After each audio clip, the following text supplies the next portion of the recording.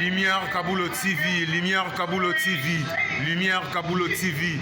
Réflexion avec R9, Fabrice R9, Fabrice. Mobali Madeo, Balingaka, moi c'est l'olanga ninyango, nengo salanga yeleki makasi.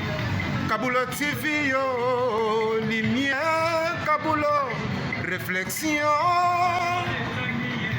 Réflexion, double CD Fantomas, Mayo. Il est là, il a toujours.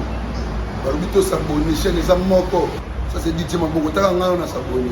Bon, mon yango, YouTube, aux Zavana, Moko Gaga, réflexion, trop bandé, réflexion, lumière Kamboul, Yangwana, Balai qui est ça la biso bien.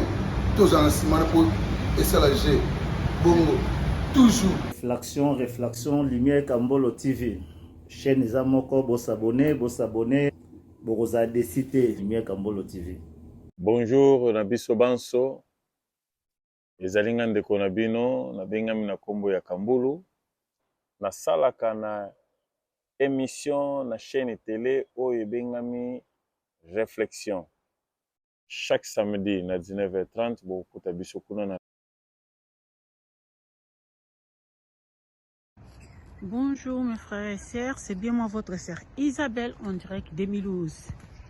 Bandeko nanga lelo na elibino mutuna. Est-ce que réseaux sociaux et même libiso avantage nini na famille, na couple, na société?